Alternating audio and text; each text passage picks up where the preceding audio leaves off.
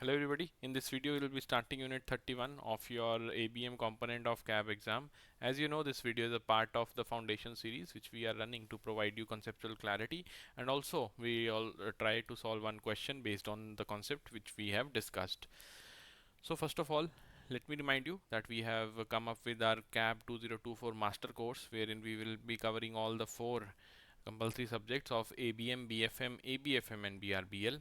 You will get 20 plus live classes as your exam will approach, that is in November. Right now we are providing 400 plus recordings as your concept classes, and 150 plus chapter wise tests are there to evaluate you yourself, and 20 full length mock tests are also there, so that you can have a glance that your preparation is going in the right direction or not.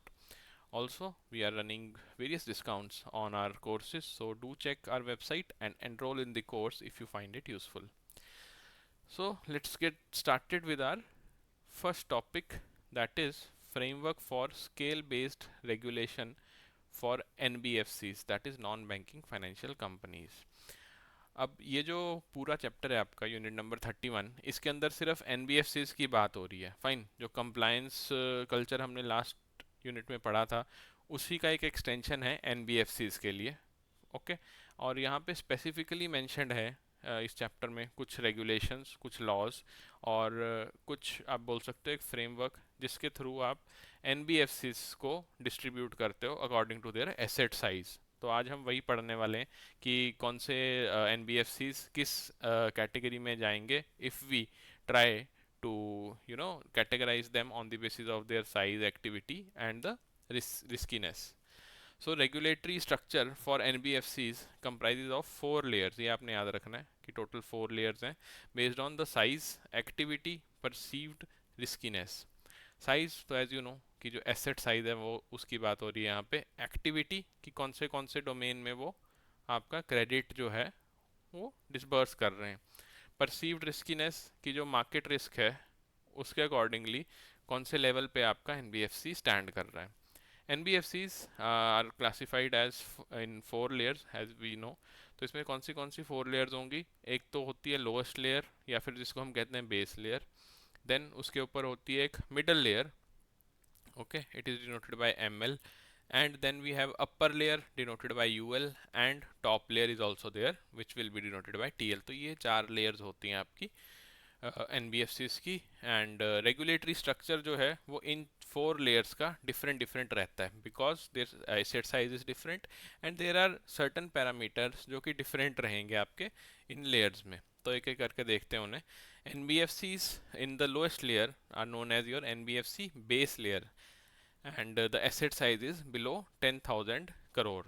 Okay, तो आपने कैसे याद रखना है इसको. We start with the 1,000 crore asset size. Okay, and it is known as your base layer. Then we will move on to one asset size that is greater than or equal to 1,000 crore asset size. This will be known as your middle layer.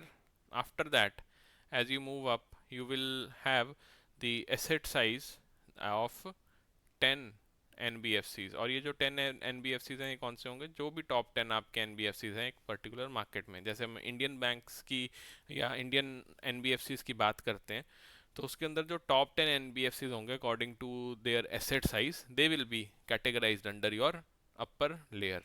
तो ये जो 3 layers हैं ये तो बहुत easy है याद रखनी बिकॉज यहाँ पे बेंचमार्क कितना है हमारा 1,000 करोड़. ओके, 1,000 करोड़ से नीचे अगर होगा देन वी विल से कि बेस लेयर में फॉल कर रही है NBFCs. इसके इक्वल होगा या इससे ऊपर होगा then we will say middle layer है. और जो टॉप 10 NBFCs होंगे according to asset size they will be covered under your upper layer. Now, one important aspect which you must remember for upper layer is that the quantitative and qualitative parameters shall have a weightage of 70% and 30% respectively. Okay, ऐसा कोई categorisation जो है वो middle layer या फिर lower layer या base layer में नहीं है.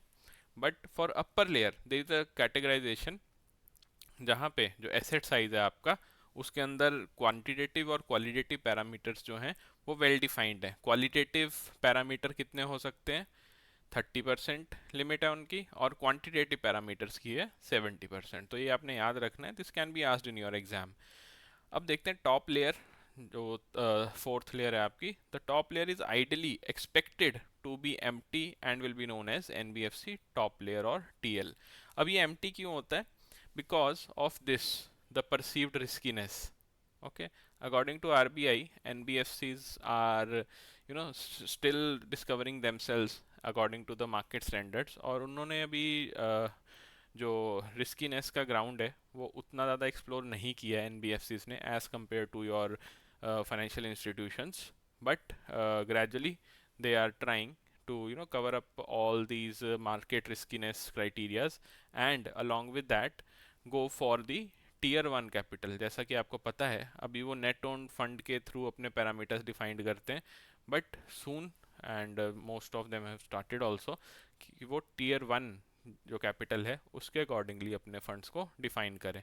So that is the only reason कि इसको एम्प्टी रखा जाता है एनबीएफसीज के केस में, फाइन, क्योंकि रिस्कीनेस काफ़ी ज़्यादा है, काफ़ी हाई है इनकी। Now regulatory changes under your scale based regulation. SBR के अंडर कुछ रेगुलेटरी चेंजेस हुए हैं जो कि आपके एनबीएफसीज में इम्प्लीमेंट हुए हैं।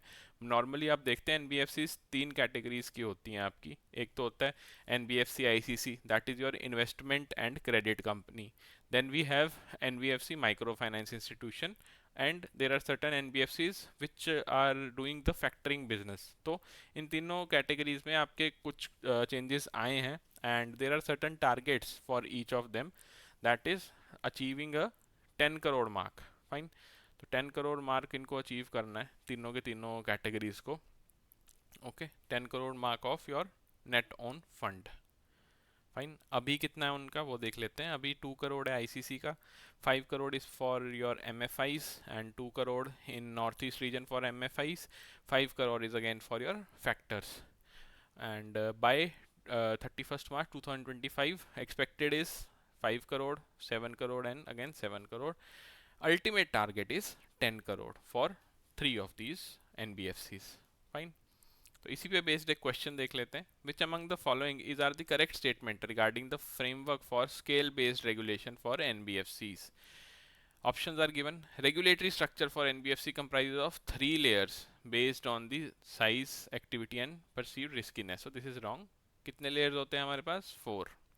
Then we have the top layer is ideally expected to be empty and will be known as NBFC top layer TL. This is absolutely correct. फिर है हमारे पास in case of NBFC upper layer UL, the quantitative and qualitative parameters shall have the weightage of 70 and 30% respectively. This is again correct. So option B will be the right answer, that is 2 and 3 only. So thank you everybody, this was it for this particular lecture.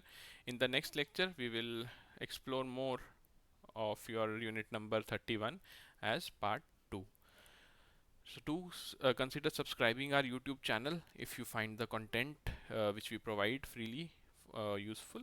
And if you have any other query, you can contact us through email, that is hello@edutab.co.in. Telephonically, this is the number wherein you can call us.